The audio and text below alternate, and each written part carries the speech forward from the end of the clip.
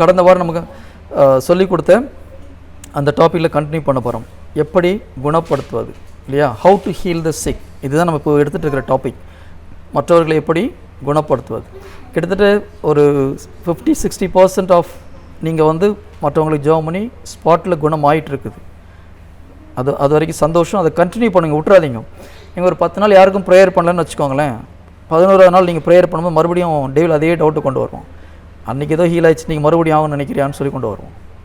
So இதில் நம்மளுடைய மைண்டில் வர போராட்டத்தை நம்ம கேர்ஃபுல்லாக தடுக்கணும். ஏன்னா எனக்கு வந்தது, ஏன்னா ஒரு முறை ஒரு 2-3 முறை ஹீலிங் ஆச்சு. அதுக்கப்புறம் ஸ்ரீலங்கன் கம்யூனிட்டியில் ஒரே நாளில் ஒரு 25-30 பேருக்கு எல்லாருக்கும் ஹீலிங் ஆச்சு. அப்புறம் ஒரு 1 வீக் எனக்கு யாருமே ப்ரேயர் பண்ணலை. அதுக்கப்புறம் ப்ரேயர் பண்ண டெய்லியில் மைண்டில் ஒரு தாட், அன்னைக்கு நடந்து மறுபடியும் இன்றைக்கி நடக்கும்னு நினைக்கிறியான்னு சொல்லிட்டு.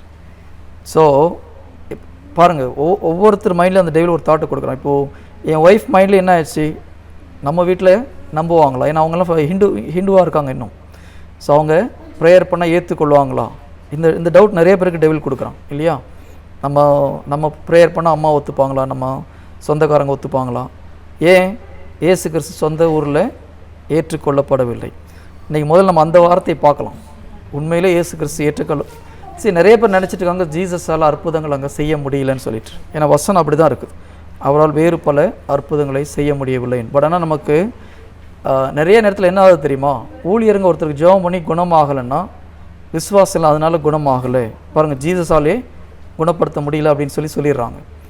பட் அதனுடைய அர்த்தம் அப்படி கிடையாது. நம்ம கரெக்டாக கவனித்தோம்னா உங்களுக்கு புரியும். மார்க் 6வது அதிகாரம்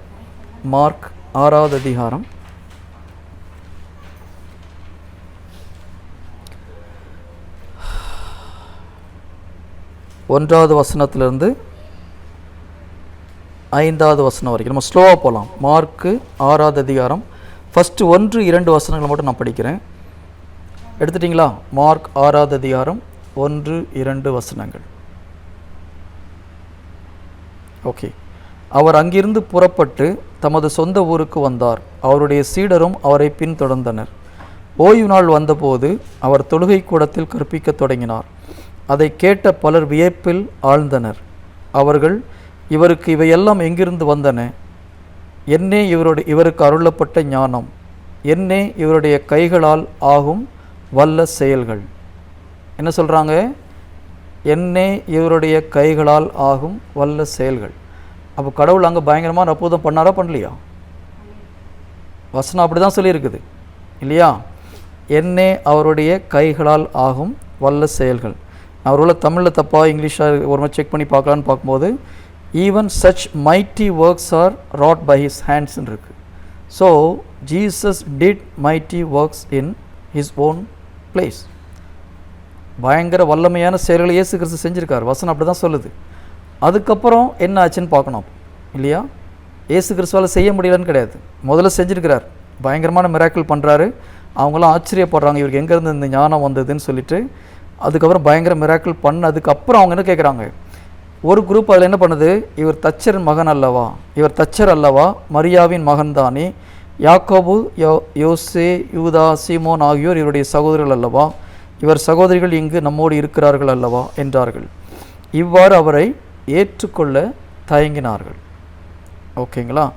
இதுக்கப்புறம் தான் பார்த்தீங்கன்னா 5வது வசனத்தில் என்ன இருக்குது, அங்கே உடல் நலமற்றோர் சிலர் மேல் கைகளை வைத்து குணமாக்கியதை தவிர வேறு வல்ல செயல்கள் எதையும் அவரால் செய்ய இயலவில்லை.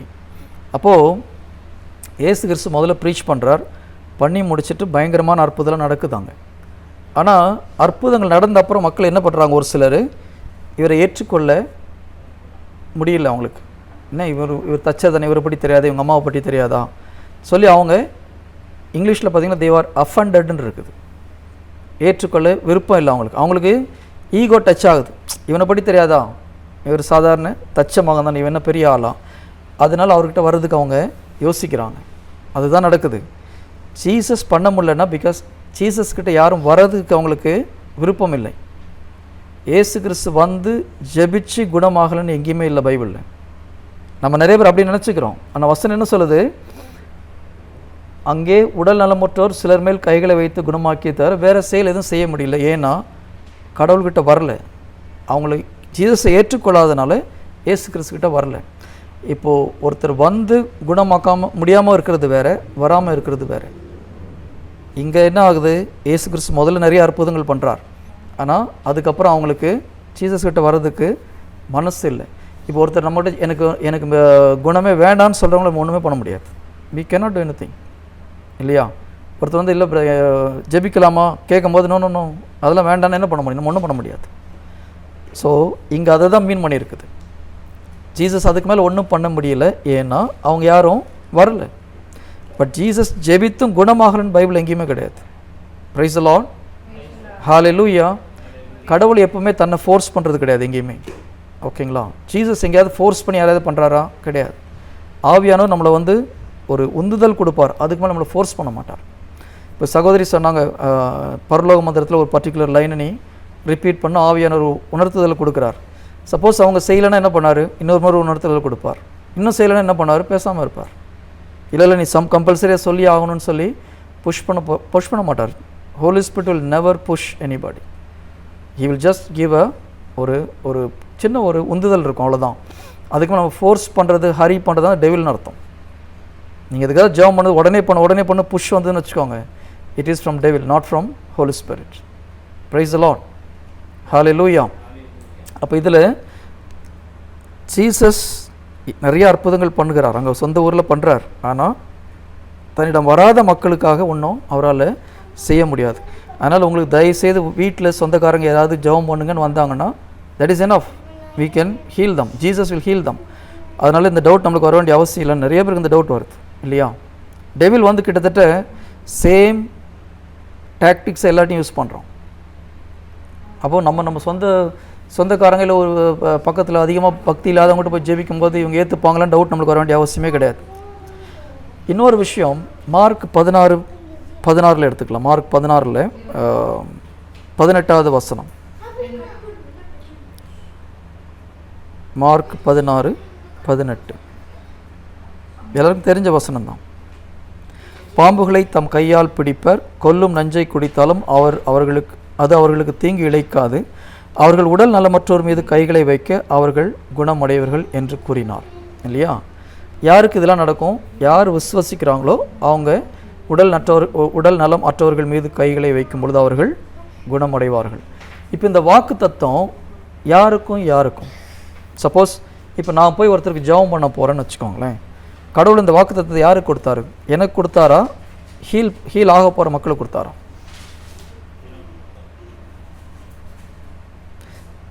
ஓகே, எனக்கு கொடுத்தான்றவங்க கை உயர்த்துங்க பார்க்கலாம்.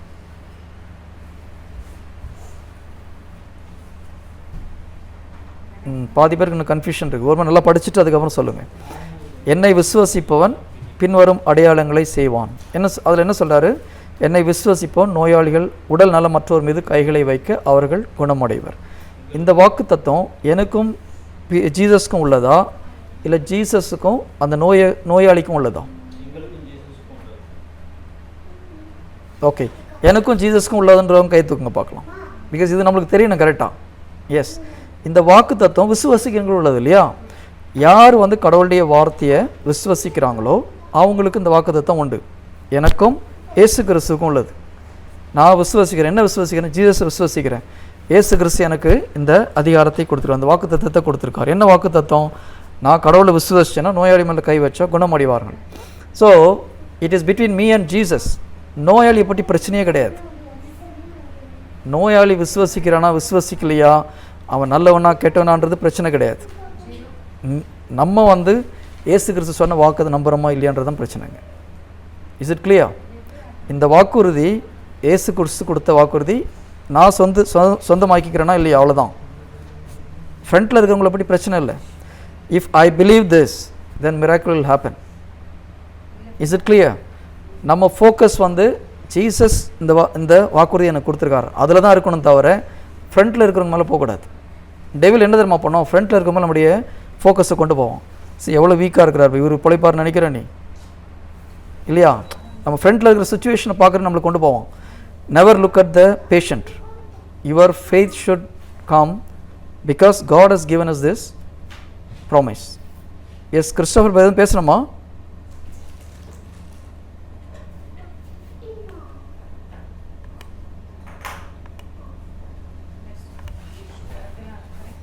அப்படியா? ஓகே, தெரியாமல் பண்ணிட்டாங்களா? சரி ஓகே பிரதர், ஓகேங்களா? ஸோ இது நல்லா ஞாபகம் வச்சுக்கோங்க, இது ரொம்ப ரொம்ப முக்கியம். இயேசு கிறிஸ்து உங்களுக்கு இந்த வாக்குறுதியை கொடுத்துருக்கார். நீங்கள் விசுவசிச்சிங்கன்னா ஆப்போசிட்டில் இருக்கிற நோயாளி குணமாக போகிறோம், அவ்வளோதான். நோயாளியுடைய பிரச்சனை பற்றி நம்ம யோசிக்க வேண்டிய அவசியமே கிடையாது. Price the Lord. Is it clear? Okay. சரி, இதெல்லாம் உங்களுக்கு தெரிஞ்ச வசனம். பட் ஆனால் அப்ளிகேஷன் நான் சொல்லி கொடுத்துட்ருக்கேன். என்னென்ன மாதிரி டெவில் நம்ம மனசில் கன்ஃபியூஷனை கொண்டு வருவோம். பட் நம்ம அதுக்கு அக்செப்ட் பண்ணக்கூடாது, வேறு ஒன்றும் கிடையாது. ஓகே, அடுத்தபடியாக ஜீசஸ் மிராக்கிள் பண்ணதில் ஒரு முக்கியமான விஷயம், பிதா அவர் கூட இருக்கிறான்றதை ப்ரூஃப் பண்ணார் இல்லையா? நீங்கள் யோவான் 10வது அதிகாரம் 30வது வசனம் பார்த்தீங்கன்னா, யோவான் 10:30. ஏன்னா லியோ பிரதர் டவுட்டா?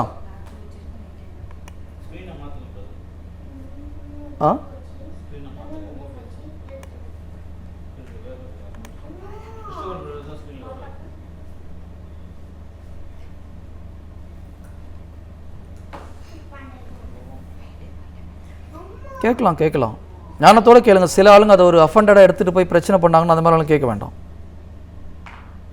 ஓகேங்களா? இப்போ அதை ஒரு இஷ்யூவாக கிளப்புற ஆளாக இருந்தால் கேட்க வேண்டாம், தாராளமாக பண்ணலாம் பிரதர். நம்ம வந்து இன்னொன்று ஹீலிங் மட்டும் நம்மளுடைய இது கிடையாது. அது மூலமாக ஜீசஸ் அவங்களுக்கு லைட்டாக ஒரு விதையை போடணும், ஓகேங்களா? தாராளமாக கேட்கலாம், பண்ணலாமான்னு கேட்கலாம். அவங்கள அது அவ்வளோ இன்ட்ரெஸ்ட்னா விட்டுடலாம், ஓகேன்னு சொன்னாங்கன்னா பண்ணலாம், தாராளமாக கேட்டு பண்ணலாம், தப்பு கிடையாது.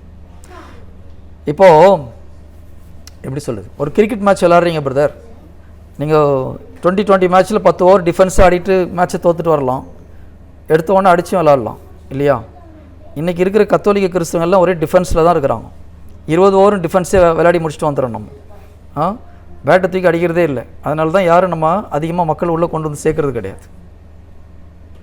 பக்கத்து சபைக்காரன் எடுத்த உடனே போய் அடிக்கிறான், அடி வாங்கினாலும் அடிக்கிறாங்க, பரவாயில்ல, நோ ப்ராப்ளம், எனக்கு ஒரு கண்ணு போனால் நான் 4 பேர் ஆண்டோட்டு கொண்டு வந்துடுறேன்னு போகிறான். ஆதி திருச்சபையில் அப்படி தான் இருந்தாங்க.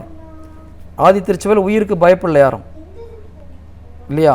பட் நம்ம இன்றைக்கி நம்ம ஒரு ஒரு சூப்பர் டெக்னிக்கல் வேர்டை யூஸ் பண்ணுறோம். பிரதர் ஞானத்தோடு நடந்துக்கணும் பிரதர், இந்த ஞானத்தோடு நடந்துக்கணும்னு சொல்லிக்கிட்டு கடைசி வரைக்கும் யார்ட்டையும் போய் ஆண்டரை பற்றி சொல்கிறதே கிடையாது. நான் ஒரு 10-12 வருடத்துக்கு முன்னாடி ஒரு பஞ்சாப்லேருந்து ஒரு சிங்கு வந்து பேசினார், ஒரு பாஸ்டர். அவருடைய ஒரு சின்ன கேதரிங்க்கு போயிருந்தேன். அவர் வந்து சீக்கியர் ஃபேமிலியில் பிறந்தவர். இயேசு கிறிஸ்து ஒரு 40-45 வயதில் தெரிந்து கொண்டு ஏற்றுக்கொண்டு அவர் தன்னுடைய வாழ்க்கையை கடவுளுக்காக கொடுத்து பல ஊர்களுக்கு போய் இயேசு கிறிஸ்து படி அறிவிச்சிட்ருக்கார். அப்போ அவர் தமிழ்நாட்டு மக்களை பார்த்தா எனக்கு ரொம்ப சந்தோஷம் அப்படின்னு ரொம்ப பெருமையாக பேசினேன். தமிழ்நாடு கேரளா மக்களை பார்த்தா நான் முதல்ல 2000 வருஷத்துக்கு முன்னாடி தோமையார் உங்களை தான் வந்து முதல்ல வந்து பார்த்துருக்காரு, யுவர் ஸ்பெஷல் பீப்புள் அப்படின்னார். உடனே எங்களுக்கெல்லாம் பயங்கர பெருமையாகி போச்சு. இப்படி காலர் தூக்கிட்டு உட்காந்துருந்தோம். அடுத்த வார்த்தை அவர் சொன்னார், 2000 வருஷமாக என்னையா பண்ணீங்க நீங்கள், இந்த மாதிரி ஒரு ஆண்டரை கையில் வச்சுட்டு தூங்கி இருந்திருக்கீங்க நீங்கள் அப்படின்னாரு. கரெக்டாக, உண்மையில் அதான் நடந்தது. இப்படிப்பட்ட ஒரு கடவுள் ஒரு வார்த்தையை சொன்னால் உடனே 2 வருஷம் இல்லை 20 வருஷம் குணமாக்க முடியாத ஒரு நோயெலாம் ஆட்டோமேட்டிக்காக குணமாகுது. இப்பேற்பட்ட பவர்ஃபுல் காடை கையில் வச்சுட்டு நம்ம என்ன பண்ணோம்? ஒன்றும் பண்ணல. அதுதான் பிரச்சனை. பிரைஸ் தி லார்ட், ஹல்லேலூயா. அதனால் கடவுளை அறிவிக்கிறது நம்முடைய பணி பிரதர். இப்போ அது வர வர நம்ம அதை இது பண்ணவே மாட்டேங்கிறோம். நீங்கள் வாழ்க்கையில் காமிச்சா போதும். பைபிளில் ஒரு வார்த்தையும் அப்படி கிடையாது. வாழ்க்கையில் காமிச்சா போதும், மற்றவங்கள்ட்ட சொல்ல வேண்டிய அவசியம் இல்லைன்னு பைபிளில் எங்கேயும் இல்லை. ஆண்டவர் படைப்பு எல்லாத்துக்கும் போய் நற்செய்தி அறிவிங்கன்னு தான் சொல்கிறார் இல்லையா? வாழ்க்கையில் காமிக்கணுமா வேண்டாமா? கம்பல்சரி நம்ம வாழ்க்கையில் வாழணும். நீங்கள் வாழ்க்கையில் முழுவதும் கடைபிடிச்ச அப்புறம் தான் நம்ம ப்ரீச் பண்ணாலும் ஒருத்தரும் ப்ரீச் பண்ண முடியாது இல்லையா? எத்தனை பேருக்கு 100% வாழ்க்கையில் கடைபிடிச்சிட்டு போய் ப்ரீச் பண்ண முடியும்? நம்ம இறை வார்த்தையை அறிவிக்கிறது நம்முடைய தகுதியில் அறிவிக்கலை, ஏசு கிறிஸ்துடைய கிரேஸில் அறிவிக்கணும், அவ்வளோதான். நம்முடைய தகுதியில் இறை வார்த்தை அறிவிக்கணும்னா யாருக்கும் தகுதி கிடையாது. Who is qualified? நம்ம நற்கரணை வாங்குறோம், நம்ம தகுதியில் வாங்க முடியுமா நற்கரணையை? யாருக்கும் அந்த தகுதி கிடையாது. பூசை வைக்கிறது யாருக்கும் தகுதி கிடையாது. கடவுளுடைய கிரேஸில் நம்பிக்கை வச்சுட்டு தான் நம்ம எல்லாம் செய்கிறோம். அதே போல தான் இறை வார்த்தை அறிவிப்பதும். Praise the lord, hallelujah. Okay, so 1 பேதுரு 2:24 பிரதர். 1 பேதுரு 2:24. ஓகே, அடுத்த வசனம் யோவான் 10வது அதிகாரம் 30வது வசனம். யோவான் 10:30. நானும் தந்தையும் ஒன்றாய் இருக்கிறோம் என்றார். இயேசு கிறிஸ்து சொல்கிறார். அவர் மேல் எரிய யூதர்கள் மீண்டும் கற்களை எடுத்தனர். அப்போ ஏற்கனவே ஒரு முறை கல் அடிக்கிறதுக்கு ட்ரை பண்ணியிருக்காங்கன்னு அர்த்தம். இயேசு அவர்களை பார்த்து, தந்தையின் சொற்படி பல நற்செயல்களை உங்கள் முன் செய்து காட்டியிருக்கிறேன். அவற்றுள் எச்செயலுக்காக என் மேல் கல் எறிய பார்க்கிறீர்கள். இதில் பாருங்கள், ரொம்ப முக்கியமான ஒரு வசனம். இதில் என்ன சொல்கிறார் ஆண்டவர்? நானும் தந்தையும் ஒன்றா இருக்கிறோன்னு சொல்கிறார். அவங்க கல்லடிக்க ட்ரை பண்ணுறான். இயேசு அவர்களை பார்த்து, தந்தையின் சொற்படி பல நற்செயல்களை உங்கள் முன் செய்து காட்டியிருக்கிறேன் என்றார். ஜீசஸ் என்ன நற்செயல்களை மக்கள் மேலே செஞ்சு காமிச்சார்? மெயினாக சொல்ல போனீங்கன்னா, பேய்களை ஓட்டினார், நோய்கள் எல்லாத்தையும் குணப்படுத்தினார், இல்லையா? இதுதான் மக்கள் முன்னால் இயேசு கிறிஸ்து செய்து காட்டிய நல்ல செயல். அதுவும் தந்தையின் சொற்படி. அவள் பிதா என்ன சொல்கிறாரு? போய் ஹீலிங் மினிஸ்ட்ரி பண்ண சொன்னது யார்? God the father. கண்ணில் பார்க்குற எல்லாத்தையும் குணப்படுத்துகிறான்னு சொல்லி அமிச்சது யார்? பிதா தான், இல்லையா? மேக்ஸிமம் வால்யூம் அவ்வளோதான் பிரதர். நான் பேசுகிறது கேட்குதா பிரதர்ஸ் அண்ட் சிஸ்டர்ஸ்? ஏன்னா சிலர் வால்யூம் கம்மியாக இருக்குன்றாங்க, அதான் கேட்குறேன். ஓகேயா? Is it okay or not? Leo brother, sound ஓகேயா? சரி, ஓகே, தேங்க்யூ. அப்போ அவருடைய வால்யூமில் ஏதோ ப்ராப்ளம் நினைக்கிறேன். ஓகே, அப்போது சரி, இந்த வசனம் நல்லா கவனிச்சுன்னா, தந்தையின் சொற்படி பல நற்செயல்களை உங்கள் முன் செய்து காட்டியிருக்கிறேன். அப்போ பிதா சொல்லி தான் இயேசு கிறிஸ்து இந்த நற்செயல்களை செய்தார். என்ன நற்செய்திகள்? பேய்களை ஓட்டுறது, நோய்களை குணமாக்குறது. அதை எதுக்கு ஆண்டவர் ரெஃபர் பண்ணுறாரு? தந்தையும் நானும் ஒன்றாக இருக்கிறோம். அவங்க இல்லைன்னு கள்ள தூக்குறதுக்கு ஆண்டவர் ஆன்சர் பண்ணுறது எப்படி சொல்கிறாரு? இந்த நற்செய்தியெல்லாம் செய்யும்போது நானும் தந்தையும் ஒன்றா இருக்கிறோன்றதுக்கு ப்ரூஃப், இல்லையா?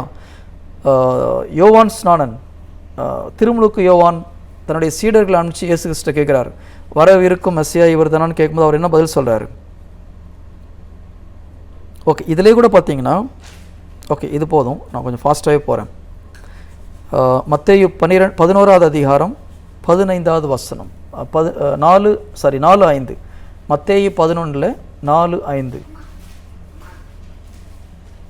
நான் 2லேருந்தே படிக்கிறேன். யோவான் சிறையில் இருந்தபோது மெஸ்ஸியாவின் செயல்களை பற்றி கேள்வியுற்று தம் சீடர்களை அவரிடம் அனுப்பினார்.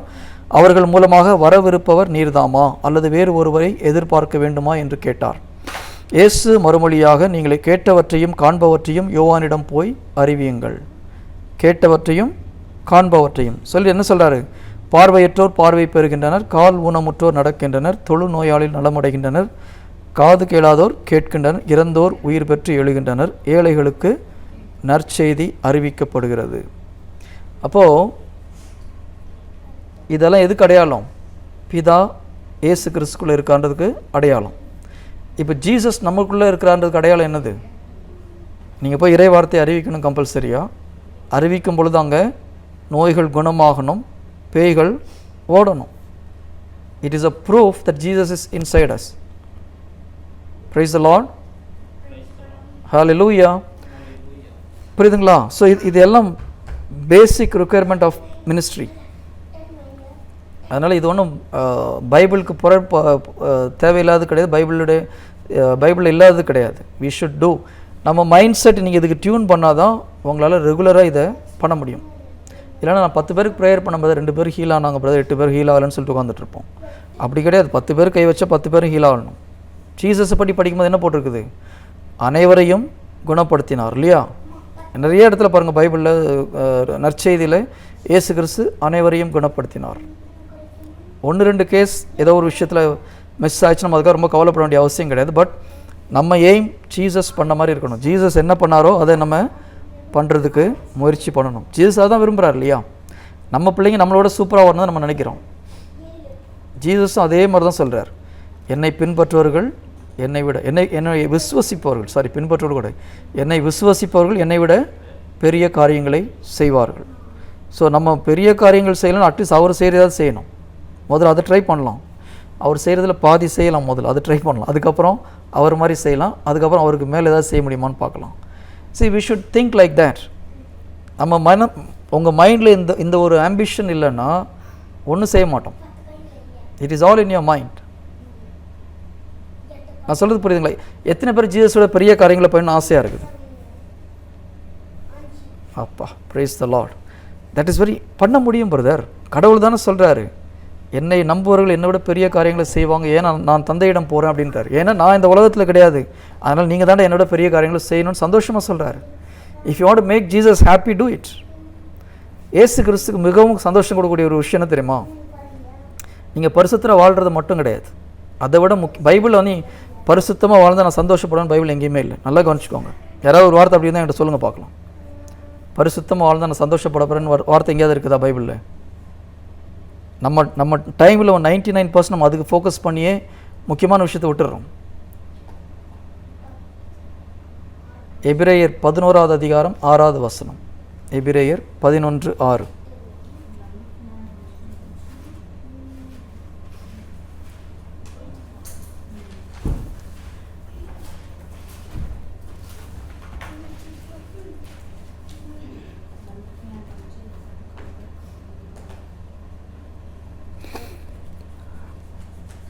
நம்பிக்கையினால் அன்றி எவரும் கடவுளுக்கு உகந்தவராய் இருக்க இயலாது. கடவுளுக்கு உகந்த ஒரு வாழ்க்கை நீங்கள் வாழணும்னு நினச்சிங்கன்னா என்ன பண்ணணும்? அவருடைய வார்த்தை, அவரை நம்பணும், அவருடைய வார்த்தையை நம்பணும். ஆனால் யோவான் 14:1 தான் சொல்கிறார், தந்தையை நம்புங்கள், என்னையும் நம்புங்கள். என்னை நம்புங்கன்னும் போது அவருடைய வார்த்தையை நம்பணும். அவருடைய வார்த்தையை நம்பும்போது தான் நீங்கள் அவருக்கு ஏற்றவர்களாக மாற முடியும். வேறு ஒன்றும் கிடையாது. ஏன்னா அவருடைய வார்த்தையை நம்ப ஆரம்பிச்சிங்கன்னா பரிசுத்தம் ஆட்டோமேட்டிக்காக வந்துடும் உங்களுக்கு. நீங்கள் பரிசுத்தப்படி கவலைப்பட அவசியமே கிடையாது. மறுபடியும் சொல்கிறேன், நிறைய பேருக்கு நான் அப்படி சொல்லும்போது நிறைய பேர் யோசிக்கிறாங்க, இன்னும் இருந்தாலும் நான் பரிசுத்தமாக வாழ வேண்டாம், அது அவசியம் இல்லைன்னு சொல்ல வரல. நீங்கள் பரிசுத்தமாக வாழ்கிறது முக்கியம். ஆனால் நீங்கள் பரிசுத்தத்தை ஃபோக்கஸ் பண்ணிங்கன்னா பரிசுத்தமான வாழ்வு வாழ முடியாது. நீங்கள் இறை வார்த்தையில் விசுவசிக்க ஆரம்பிச்சிங்கன்னா பரிசுத்தமாக வாழ்கிறது ஒரு கனி, ஓகேங்களா? ஆனால் ஃபெய்த்து தான் ரூட்டு. ஓகே, நான் இன்னும் கொஞ்சம் தெளிவாக சொல்கிறேன். இறை வார்த்தை விதை, விசுவாசம் அதனுடைய ரூட், வேர், ஓகேங்களா? அப்போது ஒரு செடி வளர்னா முதல்ல விதை போடணும், அதை முளை விடணும். அந்த முளை தான் விசுவாசம். அப்போ தான் ஸ்ட்ராங்காக நிற்கும். அதுக்கப்புறம் வளர ஆரம்பிக்குது.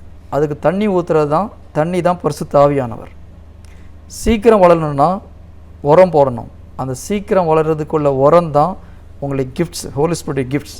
அது நீங்கள் ஃபெய்த்தில் ஆப்ரேட் பண்ணும்போது ஒவ்வொரு கிஃப்ட்டும் ஆப்ரேட் ஆகும். இதுக்கப்புறம் மரம் வளர்ந்து கனி கொடுக்குது பாருங்கள், அந்த கனி தான் பரிசுத்தம். ஓகே, நம்ம என்ன பண்ணுறோம்? பரிசுத்தம் வேணும்னு அதே நினச்சிட்டு இருக்கிறோம்.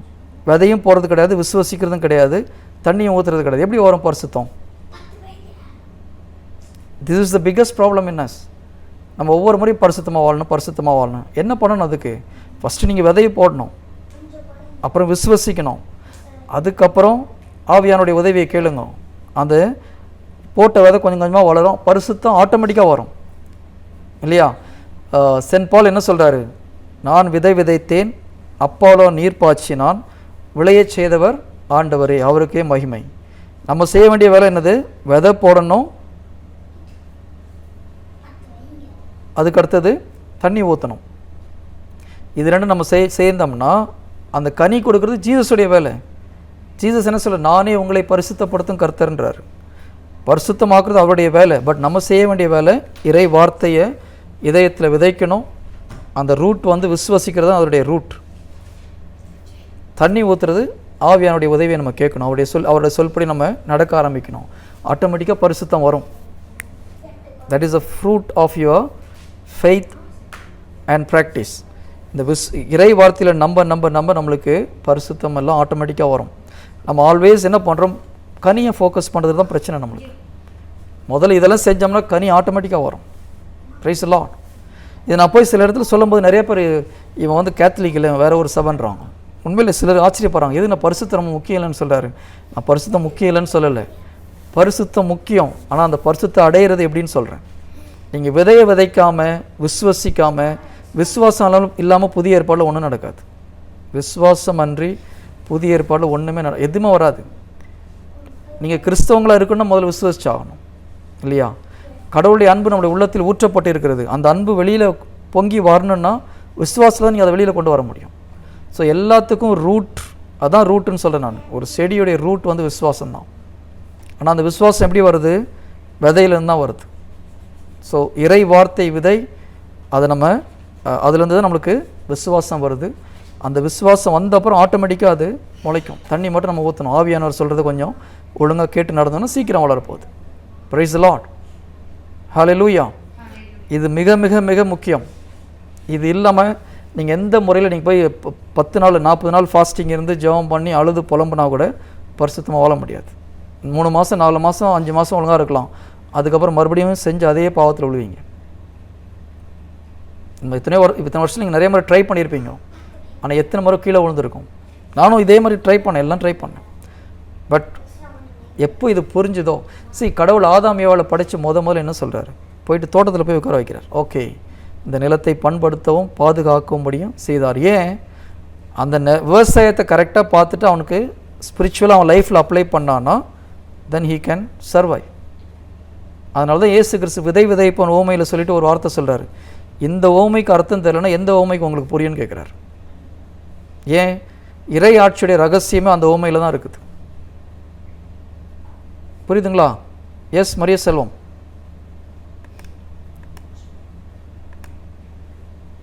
எஸ் சொல்லுப்பா. ஓகே, மற்றவங்களுக்கெல்லாம் எப்படி இருக்குது? எனக்கு ஓ வாய்ஸ் குறைன்னு கேட்குது. நான் இப்போ ஓ மைக் ப்ராப்ளம் ஏன் மைக் ப்ராப்ளம் ஒரு செக் பண்ணிக்கலாம். பிரதர், நான் பேசுறது கிளியராக கேட்குதா இல்லையா? இல்லைன்னா நான் வேறு எதாவது பண்ணி இப்போ பண்ண மைக் இதுலேருந்து பேசுகிறேன். இட் இஸ் கிளியர்ன்றாங்க. It is little rough. Okay brother, உங்கள் மொழியிலேருந்து பண்ணிட்டுமா அப்போ? அதில் கொடுங்க பார்க்கலாம், அதுலேருந்து பேசலாம். Okay, thank you brother. வேறு யாருக்கு? சிலர் ஓகேன்றாங்க, கிளியர்ன்றாங்க, என்னன்னு தெரியலையே. Anyhow let me try from இன்னொரு பிசிலேருந்து ட்ரை பண்ணுறேன் நான். இதில் இப்போ ஆடியோ ஆஃப் பண்ணுறேன்.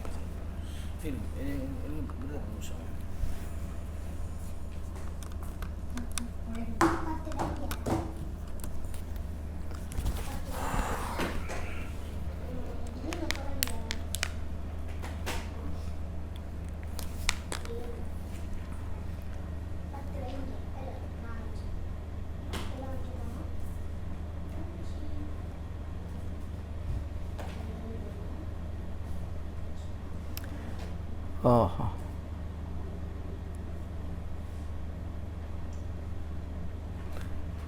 என்னாச்சு பிரதர்? எக்ஸிட் பண்ணு. ஏன் உங்களுக்கு இந்த வியூ வர மாட்டேங்குதா? ஓகே, இப்போ எப்படி கேட்குது? ஓ, இங்கே தான் இருக்கு அன்மியூட். பிரதர், நீங்கள் தான் அன்மியூட் பண்ண போகிறது. என்ன host ஆக்கிடுங்க.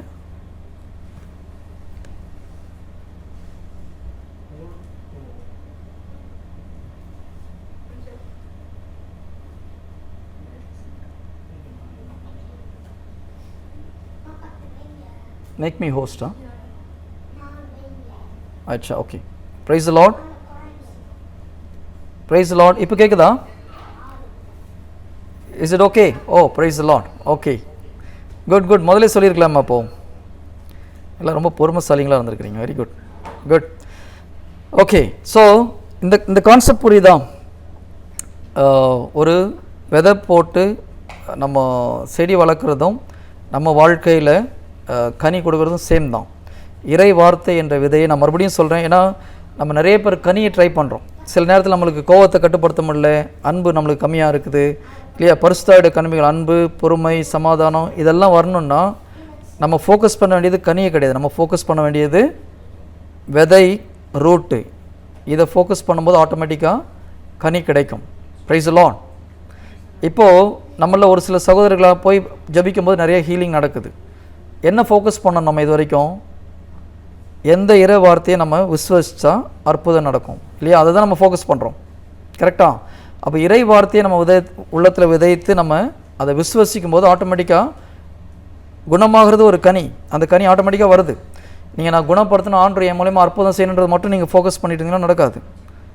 You have to focus on the word. இறை வார்த்தையை நம்ம ஃபோக்கஸ் பண்ணி அதை நம்ம உள்ளத்தில் விதைத்து அது ரூட் ஆகும்போது தான், ரூட் வேர் பிடிக்கும்போது ஆட்டோமேட்டிக்காக கொஞ்சம் கொஞ்சமாக வளர்ந்து நீங்கள் கனி கொடுக்க முடியும். Price the Lord. இப்போ நம்ம பண்ணுறது ஜஸ்ட்டு ஸ்டார்டிங். அதனால் நம்ம மூலியமாக ஆண்டு குணப்படுத்த ஆரம்பிச்சு நம்ம பெரிய ஆளாயிட்டுன்னு நினைக்காதீங்க. இது ஒரு ஜஸ்ட்டு ஸ்டார்டிங். இந்த பிரின்சிபலில் மற்ற எல்லா கனியும் கொடுக்கணும். அன்பு கொடுக்கணும் மெயினாக. அன்பு தான் எல்லாத்தோட நிறைவானது இல்லையா? ஆனால் அந்த அன்பு நீங்கள் கனி, அன்புன்றது ஒரு கனி. அந்த கனியை கொடுக்கணுன்னா விதை கரெக்டாக இருக்கணும், உங்களுக்கு ரூட் கரெக்டாக இருக்கணும். ஸோ உங்களால் விசுவாசிக்க முடிஞ்சதுன்னா அன்பை வெளியில் கொண்டு வரலாம். அன்பு ஏற்கனவே நமக்குள்ளே தான் இருக்குது. ரோமர் 5வது அதிகாரம் 5வது வசனத்தில் பார்த்தீங்கன்னா கடவுளுடைய அன்பு உங்கள் உள்ளத்தில் பொழியப்பட்டுள்ளதுன்னு இருக்குது இல்லையா? நான் அன்புன்னு சொல்கிறது மனித அன்பு கிடையாது. மனித அன்பு மாறக்கூடியது, மனித அன்பு மன்னிக்க முடியாது, சில விஷயங்களை மனிதனால் மன்னிக்க முடியாது இல்லையா? மனிதன் அன்பு எரிச்சல் அடையக்கூடியது, மனிதன் அன்பு ஷார்ட் டெம்பர் ஆகும், கொஞ்ச நாள் போகிறதுக்கு முன்னாடி அப்படி திடீர்னு கோவம் வந்துடும். பட் ரோமர் 5:5 சொன்னது கடவுளுடைய அன்பு. நல்லா பார்த்தீங்கன்னா கடவுளுடைய அன்பு உங்கள் உள்ளத்தில் ஊற்றப்பட்டிருக்கிறதுன்னு இருக்குது இல்லையா? இப்போ அந்த அன்பை வெளிக்கொண்டு வரணுன்னா விசுவாசத்தில் தான் வெளியில் கொண்டு வர முடியும். ஸோ அன்பு வந்துடுச்சுன்னா எல்லா கனியும் ஆட்டோமேட்டிக்காக வரும், கொஞ்சம் கொஞ்சமாக, ஒன்றும் பிரச்சனை கிடையாது. அதான் மாஸ்டர் ஃப்ரூட். பரிசுத்தாவியின் கனிகள்னு போடல பாருங்கள், கனின்னு தான் போட்டிருக்குது. அன்பு வந்ததுன்னா அன்பில் எல்லாமே வந்துடும் ஆட்டோமேட்டிக்காக. ஸோ அன்பு நிறைவடையும் பொழுது மற்ற சமாதானம், self control, all those things will automatically come. So நம்மளுடைய ஃபோக்கஸ் ரூட், அதுதான் ஃபெய்த். அடுத்தது மெயின் ஃப்ரூட் அன்பு. விசுவாசம் என்ற ரூட்டில் அன்புன்ற ஃப்ரூட் வரும்போது ஆட்டோமேட்டிக்காக மற்ற எல்லா கனிகளும் உள்ளே வரும். பிரைஸ் தி லார்ட், ஹல்லேலூயா. சரி, நான் சொல்லிக் கொடுக்குறது உங்களுக்கு ப்ராசஸ்ஸை சொல்கிறேன். இந்த ப்ராசஸில் போனீங்கன்னா கம்பல்சரியாக உங்கள் டார்கெட் நீங்கள் அச்சீவ் பண்ண முடியும். இது இல்லாமல் நம்ம சும்மா பைபிள் படிக்கிறோம், மனப்பாடம் பண்ணுறோம், ஜெபம் பண்ணுறோன்னா ஒன்றும் நடக்காது. நான் ஒரு 10-15 வருஷமாக ஜெபம் பண்ணி எல்லாம் பண்ணி பார்த்து சரியாக ஆகலை. அதுக்கப்புறம் தான் எனக்கு இந்த ப்ராசஸ் தெரிஞ்சது. ஓகே, எதில் ஆரம்பிக்கணும், என்ன முடிவுன்னு சொல்லிட்டு. So first process word of God உங்கள் ஹார்ட்டில் விதைங்க. அதுக்கடுத்தது அந்த வார்த்தையை விசுவசிக்கணும். எப்படி விசுவாசிக்கணும் நம்ம ஏற்கனவே சொல்லியிருக்கிறோம், பட் மறுபடியும் ஒரு முறை நம்ம ரிவைஸ் பண்ண வேண்டியது இருக்குது.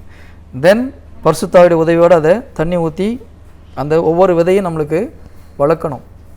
வளர வளர கிஃப்ட்டும் நம்மளுக்கு செயல்படும்போது நம்மளுடைய விசுவாசம் இன்னும் கொஞ்சம் அதிக. இப்போ நீங்கள் போய் ஜெபிக்கிறீங்க, ஒரு ஸ்பாட்டில் ஒரு மிராக்கிள் நடக்கும்போது என்ன ஆகுது, ஆட்டோமேட்டிக்காக நம்மளுடைய விசுவாசம் இன்னும் பலப்படுது இல்லையா? ஸோ அது இன்னும் கொஞ்சம் விசுவாசம் பலப்படுது, நம்முடைய அந்த விதைச்ச விதையும் சீக்கிரம் வளரும். அதுக்கப்புறம் முக்கியமான ஒரு விஷயம், கடவுளுடைய அன்பை எப்படி வெளியில் கொண்டு வர்றதுன்றது. ஸோ இது வளர நேரத்தில் அந்த அன்பையும் வெளியில் நம்ம கொண்டு வர ஆரம்பிக்கும் போது தான் நம்ம உண்மையிலே ஃப்ரூட் கொடுக்குறோம். ஹீலிங் இஸ் ஓகே, பட் இது ஒரு மெயின் விஷயம் கிடையாது. கடவுளுடைய அன்பு நம்ம மூலிமா வெளிப்படும் போது தான் நம்ம கடவுளுடைய சீடர்கள் என்பதை உலகம் அறியும். ஆண்டவர் அப்படி தான் சொல்கிறார் இல்லையா? நீங்கள் என்னுடைய சீடர்கள் என்பது நீங்கள் ஒருவருக்கு ஒருவர் செலுத்தும் அன்பினால் தெரியட்டும்ன்றார். ஸோ நீங்கள் பண்ணுற மிராக்கிள்னால நீங்கள் சீடர்கள்னு உலகத்துக்கு காண்பீங்கன்னு ஆண்டவர் சொல்லலை. நீங்கள் ஒருவருக்கு ஒருவர் காட்டும் அன்பினால், அது மனித அன்பு கிடையாது, கடவுளுடைய அன்பு. அந்த அன்பு வெளியில் காமிக்கிறேன்னா முதல்ல கடவுளுடைய ஃபெய்த் நம்மளுக்குள்ளே வரணும். ஸோ அதனால தான் மறுபடியும் நான் சொல்கிறேன், root is faith, word is the seed. இது ரெண்டுலேயும் நீங்கள் ஸ்ட்ராங்காக ஆனும் போது தான் அடுத்த ஸ்டெப்புக்கு போக முடியும். நம்ம இங்கே டச் பண்ணாமல் நீங்கள் லவ் பற்றி பேசுனீங்கன்னா love will never work out. நீங்கள் லவ் பற்றி பேசுவீங்க, ஆனால் நீங்கள் செய்கிறது கடவுளுடைய அன்பு கிடையாது, மனிதனுடைய அன்பு. மனிதனுடைய அன்பு எப்பவும் குறை உள்ளது தான். 1 கொரிந்தியர் 13வது அதிகாரத்தில் படிச்சிங்கன்னா கடவுளுடைய அன்பு என்ன பண்ணணுன்னு இருக்குது. அது பொறுமை உள்ளது, இகழ்ச்சிக்குரியதல்ல, மற்றவங்களை பற்றி இழிவாக பேசாது, தன்னலமற்றது இல்லையா, எதையும் கணக்கில் வச்சுக்காது, எரிச்சல் அடையாது, இருமாப்பு கொள்ளாது. இது எல்லாம் கடவுளுடைய அன்புடைய குணம். மனித அன்பு கிடையாது. மனித அன்பு ஒன்றில் ஒருத்தர் நம்மளுக்கு நம்பிக்கை துரோகம் பண்ணால் அடுத்த முறை பார்க்கும்போது ஓகே ஆண்டவர் பேரால் மன்னிச்சிட்டோம் போ, கிட்ட வந்து பேசாதான்னு மனசில் நினச்சிட்டு போவோம் நம்ம இல்லையா? மன்னிச்சிட்டோன்னு சொன்னால் கூட ஒரு லிமிட்டாக வச்சுக்கிறோன்னு சொல்கிறோம். இதுதான் மனித அன்பு. அப்படி கடவுள் அன்பு அப்படி கிடையாது. ஜீசஸ் நம்மக்கிட்ட ஓகே உன்னை மன்னிச்சிட்டானோ கொஞ்சம் தூரமாக இருக்குன்னு சொன்னால் எப்படி இருக்கும் நம்மளுக்கு? சரி வருமா? அது கடவுள் அப்படி நம்மளை சொல்கிறதில்ல இல்லையா? எத்தனை முறை அவரை துரோகம் பண்ணாலும் என்ன பண்ணாலும் திரும்பி மன்னிச்சுக்கோங்க ஆடணும், கட்டி பிடிச்சி முத்தம் கொடுத்து வான்னு தான் கூப்பிட்றாரு. That is God's love. அந்த அன்பு வந்து சும்மா மேலேருந்து கொட்டாது. நம்ம we have to practice. அந்த ப்ராக்டிஸ் பண்ணுறதுக்கு ஃபெய்த் வந்து மிக மிக மிக அவசியம். Price the Lord. அதை நம்ம இன்னொரு கிளாஸில் எடுக்கலாம். இப்போ நம்ம இந்த ஹீலிங் செஷனை பற்றி எடுத்துகிட்டு போகலாம். Next point. ஓகே, அடுத்த பாயிண்ட் போகலாமா? இப்போது நம்ம நற்செய்தியில் பார்க்குறோம் ஜீசஸ் இருக்கிறாரு. பிரதர் எதுவும் டவுட் இருக்கா சில்வஸ்டர்? Yes brother. உங்கள் வால்யூம் கேட்கலையே பிரதர், வால்யூம் கேட்குதா? இல்லை இப்போ கேட்குதா பாருங்கள், ஜஸ்ட் செக் பண்ணுங்க.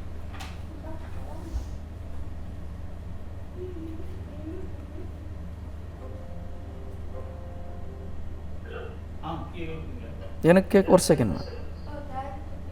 என்னம்மா? ஓ இங்கே ஆஃப் பண்ணியிருக்கா? Okay okay, sorry brother, 1 second. Yes சொல்லுங்கள் பிரதர்.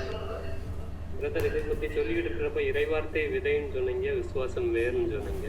அது பிரதர் இந்த தண்ணீர் வந்து ஆட்டோமேட்டிக்காக வருமா, இல்லை நாம ஏதாவது ஆவியானவர் நம்மளுக்குள்ளே தான் இருக்கிறார் பிரதர். அவர் நம்மளுக்கு உந்துதல் கொடுக்கும்போது நம்ம அதை லிசன் பண்ணி அதை செய்யணும். ஓகேங்களா?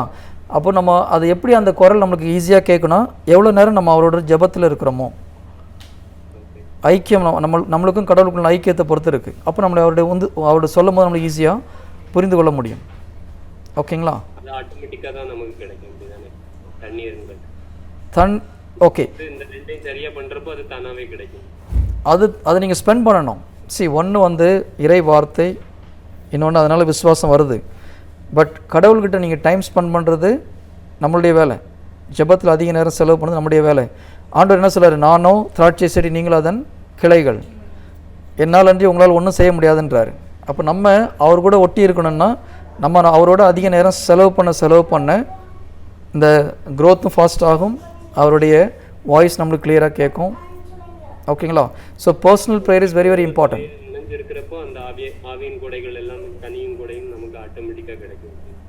ஓகே, ஸ்பிரிட்டில் நம்முடைய ஸ்பிரிட்டும் ஜீசஸுடைய ஸ்பிரிட்டும் ஒன்றா தான் இருக்குது. ஹோலி ஸ்பிரிட் அங்கே தான் இருக்கிறாரு. ஆனால் நம்முடைய மைண்டு தான் ப்ராப்ளம். மைண்ட் இணையிறதுக்கு தான் நம்ம ஜெபம் பண்ணுறோம்.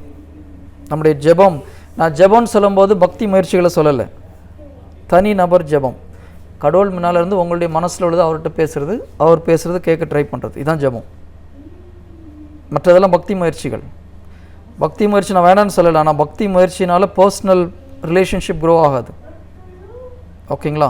நீங்கள் ஜீசஸ்ட்டை இப்போது ஒருத்தரை பிடிச்சிருந்தா என்ன பண்ணுவோம் பிரதர்? அவங்கள்ட்ட உட்காந்து பேசுகிறோம் இல்லையா?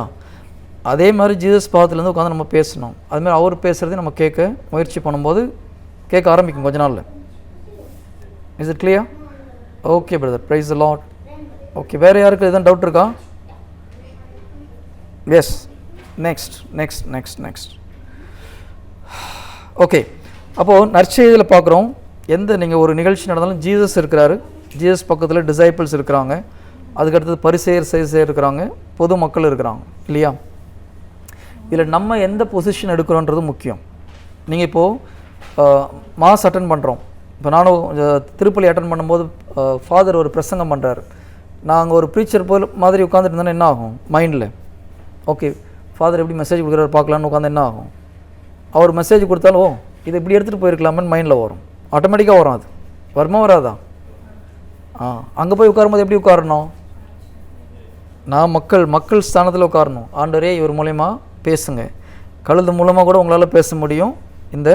அப்படி இருக்கும்போது உங்களால் அபிஷேகம் பண்ணப்பட்ட குருவானர் மூலமாக கம்பல்சரி பிரதர், நான் குருவானர் கழுதுன்னு சொல்ல, நான் என்ன சொல்லேன்னா கழுது மூலமாக கூட பேச முடியும்.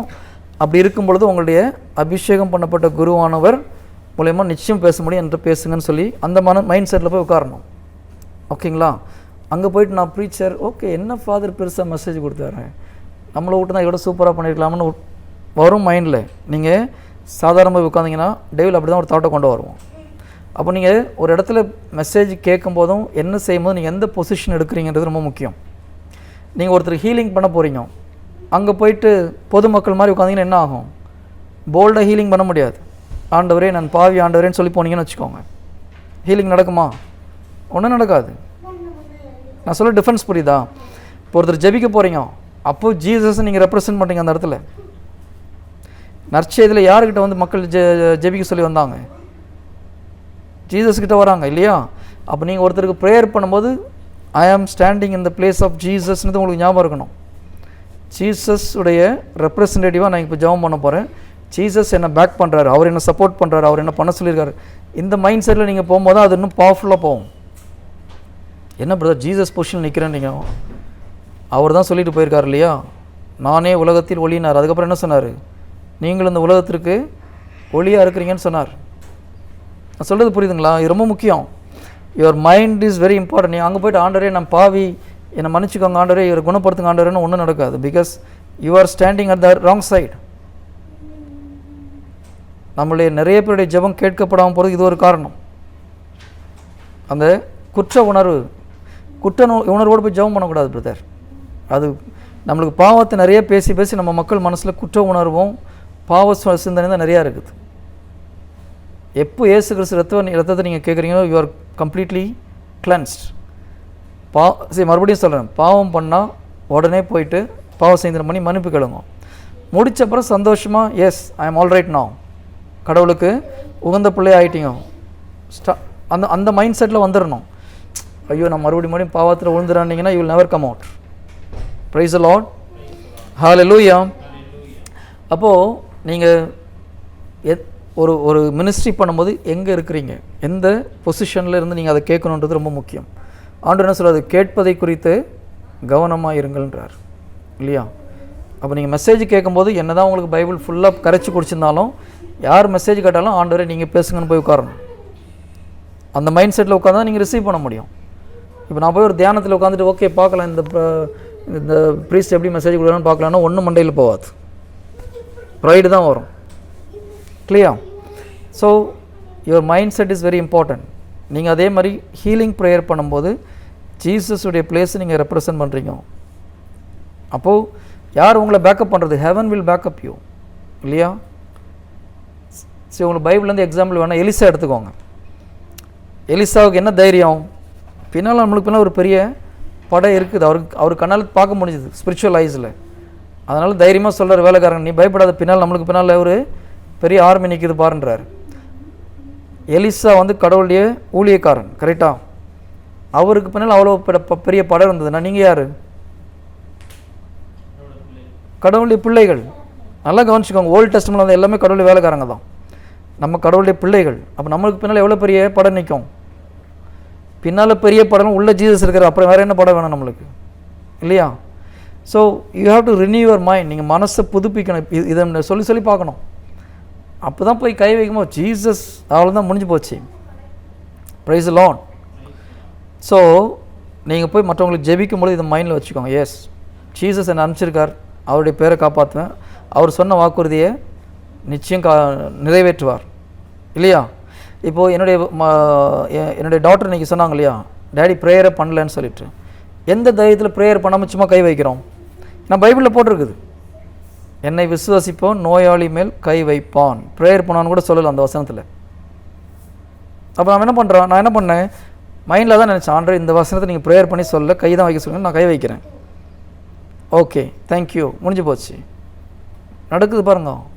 So this is what faith. உங்களுக்கு ஃபெய்த் வந்துடுச்சுன்னா எல்லாம் simple brother, very simple. Word will do. நீங்கள் நினச்சி பார்க்க முடியும். அதான் விசுவாசிப்பவனுக்கு எல்லாம் கூடும். நீங்கள் எந்த அளவுக்கு விசுவாசிக்க முடியுதோ உங்களால், அந்த அளவுக்கு வார்த்தை பவர்ஃபுல்லாக. Price the lord, hallelujah. அப்போ நீங்கள் ஜெபிக்கும் போது என்ன மனநிலையில் இருக்கிறீங்க? ஒரு மாஸ் அட்டன் பண்ணும்போது, ஒரு மெசேஜ் கேட்கும்போது என்ன மனநிலையில் இருக்கிறீங்க?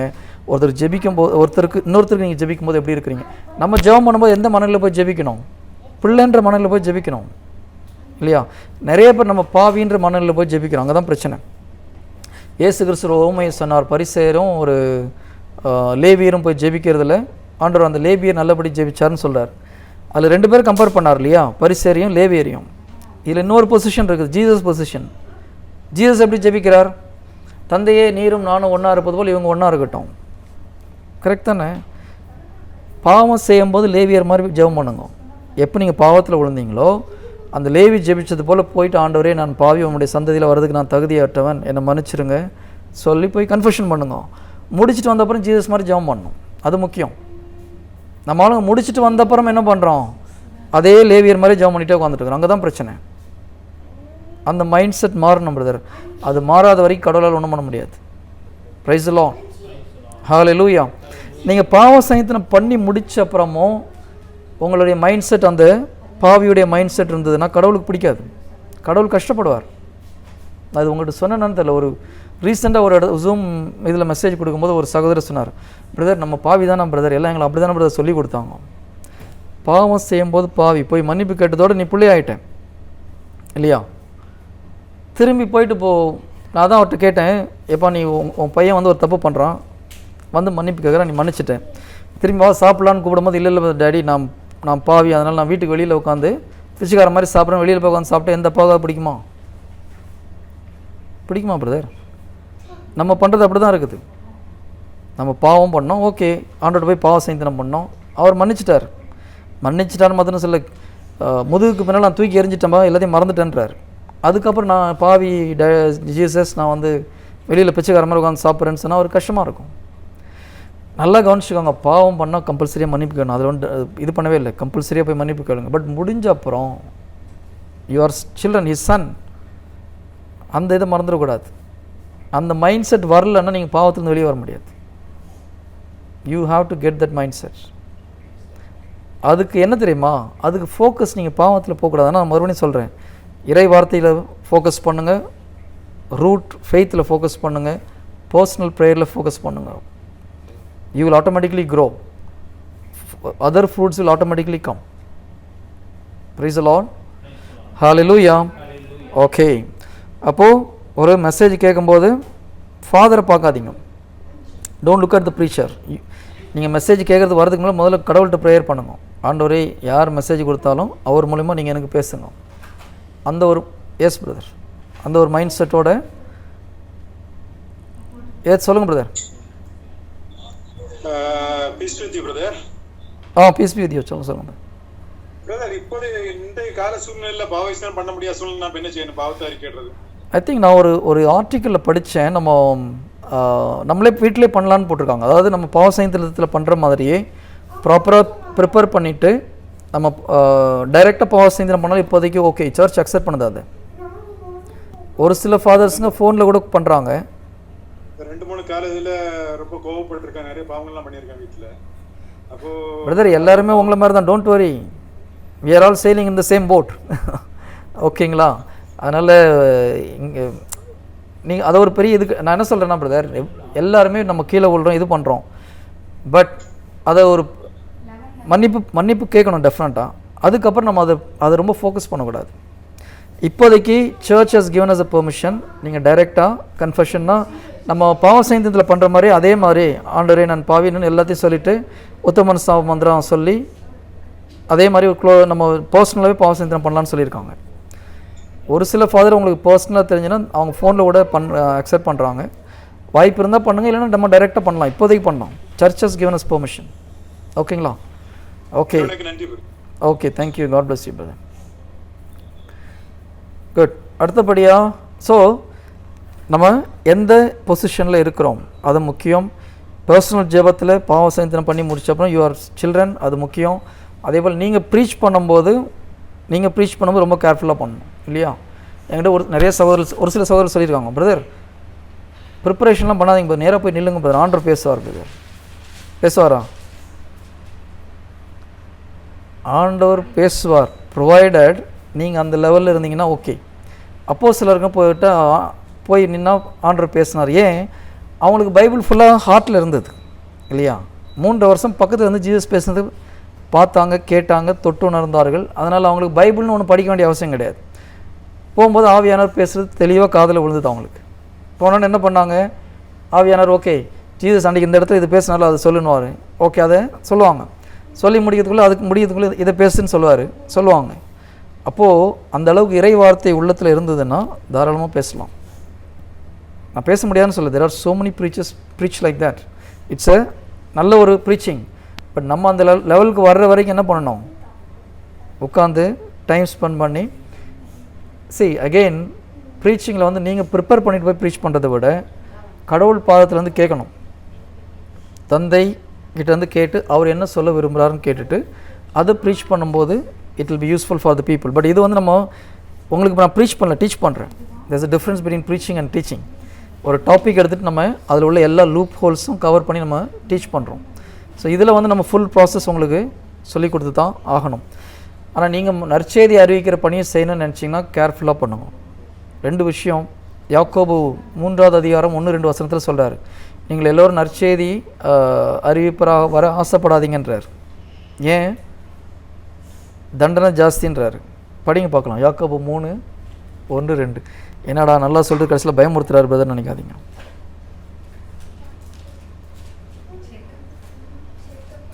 யாக்கோபு 3வது அதிகாரம். ஜேம்ஸ் சாப்டர் 3:2 பாருங்க. ஓ சாரி, அது இல்லையே, 3:2 அது 2. எல்லோரும் யாக்கோபு, அது நற்செய்தி அறிவிக்க எல்லாரும் ஆசைப்பட வேணாம்னு சொல்லி சொல்கிறார்.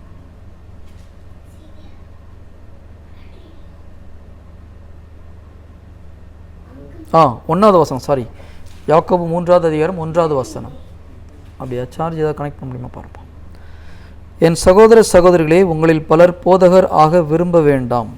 போதகர்களாகிய நாங்கள் மிக கண்டிப்பான தீர்ப்புக்கு உள்ளாக வேண்டும் என உங்களுக்கு தெரியும். ஓகேங்களா? அப்போ ப்ரீச்சிங்கிறது சும்மா நாங்கள் இறை வார்த்தையை ப்ரிப்பேர் பண்ண போய் பேசணும்னு கிடையாது. பேசுகிறது நம்ம செய்யணும். நான் மொத ப்ரீச்சிங் வந்தானிலேருந்து ஜெபிக்கிற ஒரு ஜெபம், ஆண்டவரே நான் ஃபாலோ பண்ணாத தயவுசெய்து என்னை ப்ரீச் பண்ண சொல்லாதீங்கன்னு சொல்லிட்டு, இல்லையா? நம்ம லைஃப்பில் ஃபாலோ பண்ணாததை போய் ப்ரீச் பண்ணக்கூடாது. பிகாஸ் ஜட்ஜ்மெண்ட்டில் கேட்பார் ஆண்டவர், எந்த தைரியத்தில் அதை போய் ப்ரீச் பண்ணேன்னு சொல்லிட்டு. பிரைஸ் தி லார்ட், ஹல்லேலூயா. இப்போ நான் உங்கள்கிட்ட வந்து ஹீலிங் அப்படி இப்படின்னு பயங்கரமாக பேசுகிறேன், ஆனால் என்னால் ஒரு ஹீலிங் நடக்கலைன்னு வச்சுக்கோங்க, பேசக்கூடாது. நான் இன்னும் உங்களுக்கு அன்புடைய டாப்பிக்கை பற்றி நான் அதிகமாக டச் பண்ணல. ஏன் தெரியுமா? நான் வந்து உடம்பு க்ரோ ஆகல, இல்லாமல் போய் ப்ரீச் பண்ணக்கூடாது.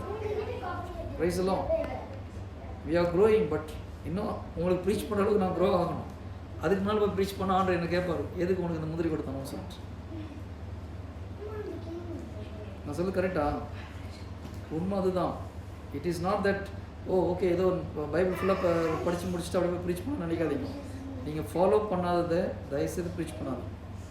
உங்களால் செய்ய முடியாத தயவுசெய்து ப்ரீச் பண்ணாது. எஸ், நம்ம சில இடத்துல தவறுவோம். நான் என்ன சொல்கிறேன், அதுக்காக நீங்கள் கம்ப்ளீட்டாக அதில் சேஃப் ஆனப்போ தான் பேசணும் அவசியம் கிடையாது. நீங்கள் அதுக்கு ஒரு முழு முயற்சி எடுக்காமல் டெஃபினட்டாக பேசக்கூடாது. இப்போ நான் உலகத்தை பற்றி பேசுகிறேன்னு வச்சுக்கோங்களேன், நம்ம தப்பே பண்ணாமல் இருக்கிறோம்னா yes sometime you fail. But அதுக்கு நீங்கள் ஒரு சீரியஸ் ட்ரை பண்ணி அதில் ஓரளவு சக்ஸஸ் ஆனப்புறம் பேசுகிறது நல்லது. நீங்கள் அதுக்கு ஒரு இம்பார்ட்டன்ஸை கொடுக்காமல் போயிட்டு நான் உலகத்தை பற்றி பேசுனோம்னா then we are punishable chance இருக்குது. ஏன்னா கடவுள் வந்து இறை வார்த்தை அறிவிக்கும் போது அதுக்கு ஸ்பெஷல் ரிவார்டு உண்டு. பைபிள் சொல்லுது, எனக்கு ஊழியம் பண்ணியவர்களுக்கும் செய்யாதவர்களுக்கும் அந்த நாளில் ஒரு வேற்றுமையை நான் காண்பிப்பேன்றார். எந்த நாளில்? தீர்ப்பு நாளில். கடவுளுக்கு ஊழியம் செய்தவர்களுக்கும் செய்யாதவர்களுக்கும் ஒரு வேற்றுமையை காண்பிப்பேன். கடவுளுக்கு ஊழியம் செய்கிறவங்க டெஃபினட்டாக ஹெவனில் will be at a better place. ஊழியம் செய்யாமல் சோம்பேறித்தனமாக உட்காந்துட்டு இருக்கிறவங்க ஹெவனுக்கு போனால் கூட என்ட்ரன்ஸ்லாம் உட்காந்துட்டு. Price the lord. Okay, heaven எல்லாத்துக்கும் சேம் கிடையாது, நல்லா ஞாபகம் வச்சுக்கோங்க. ஹெவனில் எல்லாரும் ஒரே சந்தோஷத்தை அனுபவிக்க போகிறோம், எல்லாம் ஒரே மாதிரி இருக்கும்னு நினைக்காதீங்க. நிறைய கிறிஸ்தவர்கள் அப்படி நினச்சிட்டு இருக்காங்க. அப்படி நம்ம கத்தோலிக்க திருச்சி அப்படி டீச் பண்ணல, கேத்தலிக் சர்ச் அந்த மாதிரி இல்லை. ஜீசஸ் என்ன சொல்கிறாரு, அவனுடைய செயலுக்கு ஏற்றபடி தக்க கைமாறு கொடுப்பேன்றார். நீங்களும் அன்னை தெரேசா பக்கத்தில் போய் உட்கார முடியுமா பிரதர்? நினச்சி பாருங்கள். நீங்கள் கேட்குறது ஒரு நியாயமாக இருக்கணும்ல?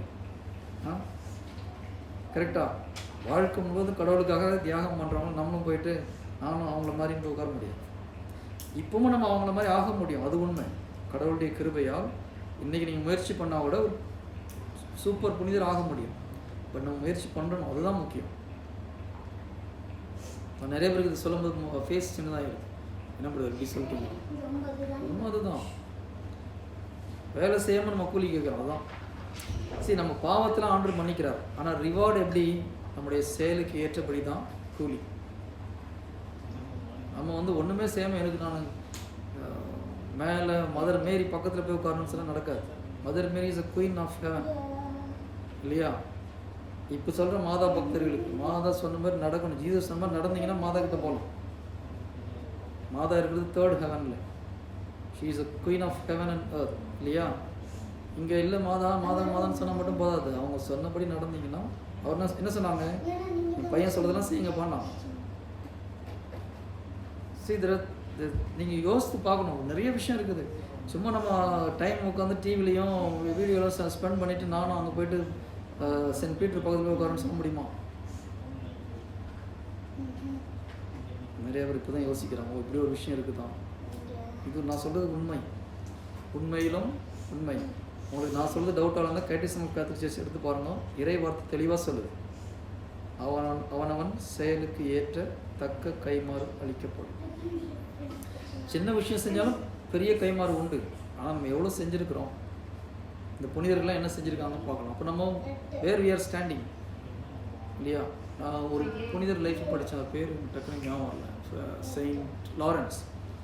அவர் ஒரு எண்ணெய் சட்டியில் போட்டு பொரிக்கிறாங்க. ஒரு பக்கம் ஒரு பெரிய பிளேட்டில் பெரிய ஒரு ஹோட்டலில் இருக்கிற மாதிரி ஒரு இதில் வச்சுட்டு அவரை ஹீட் பண்ணுறாங்க. அரை மணி நேரம் கழிச்சு அவர் சொல்கிறார், திருப்பி போட்டப்போ பின்னால் வந்து போச்சுன்னு சொல்லிட்டு. நினச்சி பார்க்க முடியாது அந்த கஷ்டத்தெல்லாம். நம்ம ஒரு சின்ன கேண்டிலில் நெருப்பில் கைப்பட்ட நம்ம துடிச்சு போவார். அவர் அரை மணி நேரம் வெந்த அப்புறம் வெந்து போச்சு, அடுத்த பக்கம் திருப்பி போட்டுன்னு சொன்னால் கடவுள் மேலே எந்த அளவுக்கு பைத்தியக்காரங்களாம் வந்திருக்காங்க. They're mad at Jesus. That is love. நான் சொல்கிற கடவுளுடைய அன்புன்றது அதுதான். ஸோ நம்ம அவங்க பக்கத்தில் போயிட்டு நானும் உங்களுக்காக நான் இறைவார்த்தை அறிவிச்சாங்க, நானும் அவங்க பக்கத்தில் போனேன் சொன்னால் ஏதாவது நியாயம் இருக்குதா? பட் இப்போவும் நம்ம முயற்சி பண்ணால் கடவுளுடைய கிருபையில் அதை அடைய முடியும். But are we trying? That is my question. Praise the lord. ஹல்லேலூயா.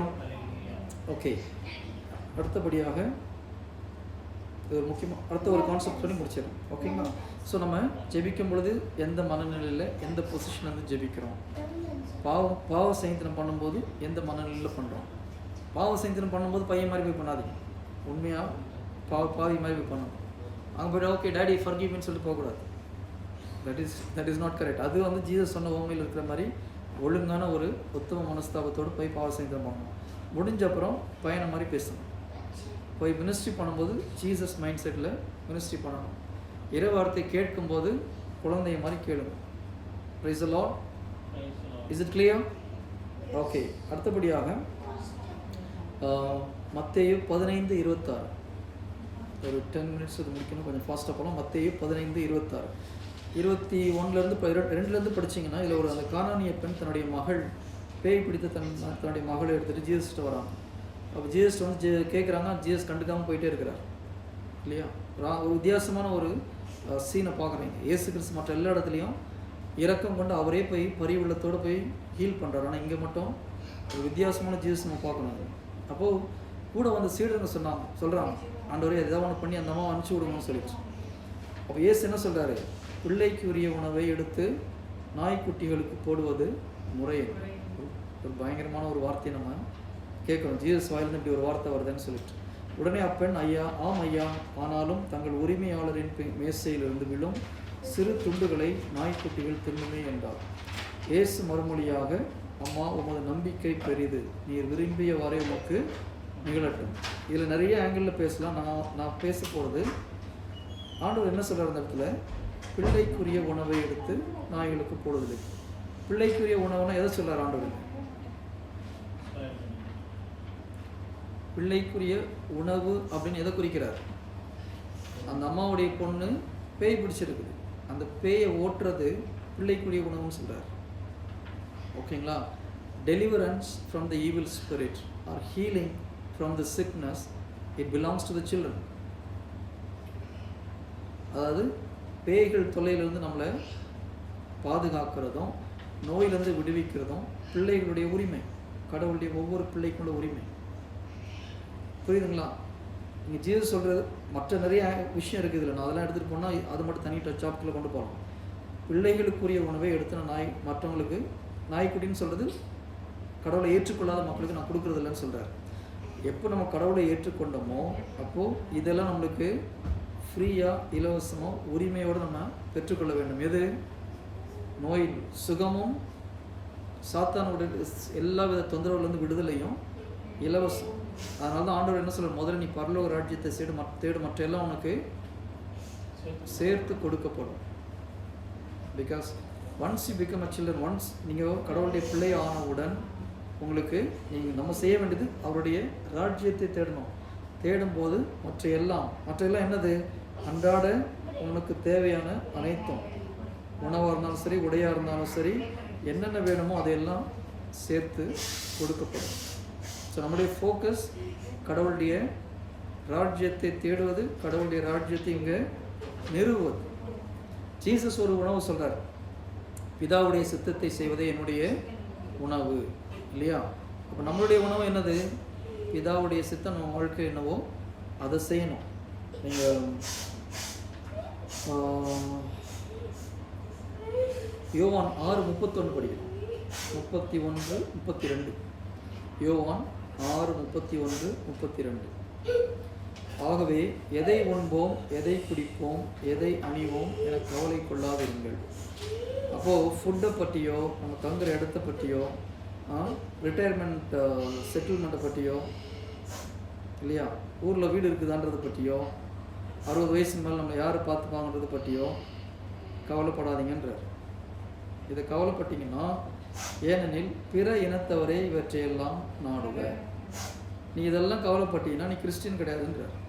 நீ என்னுடைய பிள்ளை கிடையாதுன்னு டீசெண்டாக சொல்கிறார். அதான் அர்த்தம் அது, இல்லையா? என்னது?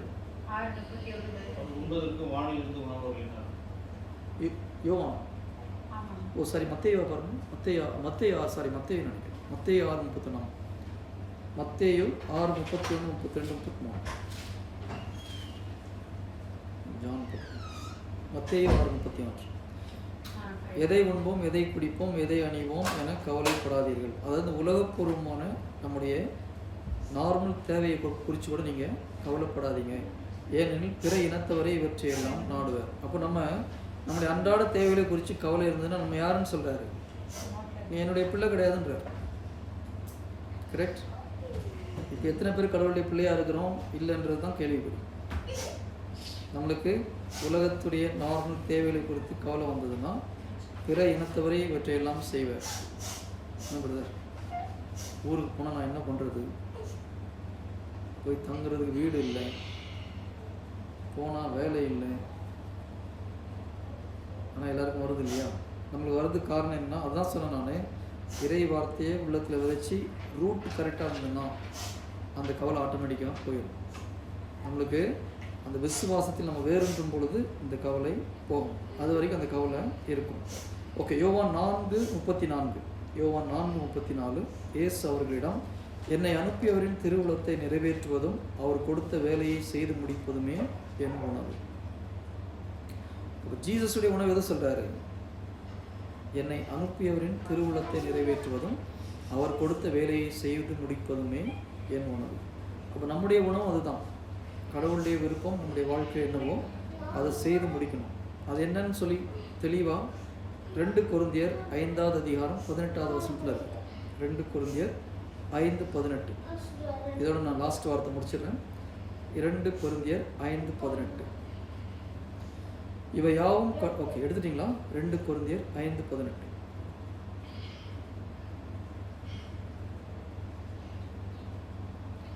இவை யாவும் கடவுளின் செயலே, அவரே கிறிஸ்துவின் வாயிலாக நம்மை தம்மோடு ஒப்புரவாக்கினார். அவர்ன்றது பிதாவை சொல்கிறார். பிதாவே கிறிஸ்துவின் வாயிலாக நம்மை பிதாவோடு ஒப்புரவாக்கினார். தந்தையாகிய பிதா இயேசு கிறிஸ்து வழியாக நம்மை பிதாவோடு, அவரோடு ஒப்புரவாக்கினார். ஒப்புரவாக்கும் திருப்பணியை நமக்கு தந்துள்ளார். அப்போ நம்முடைய வேலை என்னது? எப்படி தந்தை இயேசு கிறிஸ்து வழியாக நம்மை அவரோடு ஒப்புரவாக்கினாரோ, நாம் மற்றவர்களை பிதாவின் வழியாக அவரோடு ஒப்புரவாக்க வேண்டும். இயேசு கிறிஸ்துவ தெரியாத மக்களை பிதாவோடு ஒப்புரவாக்குறது தான் நம்மளுடைய வேலை, ஒவ்வொருத்தருடைய வேலை. கிறிஸ்துவனுடைய வேலை மட்டும் கிடையாது, ஒவ்வொரு கிறிஸ்தவனுடைய வேலையும் அதுதான். அதுக்கு டைரெக்டாக ப்ரீச் பண்ணி தான் செய்யணும்னு அவசியம் கிடையாது. ஏதாவது ஒரு வகையில் அதுக்கு உதவி செய்யும்.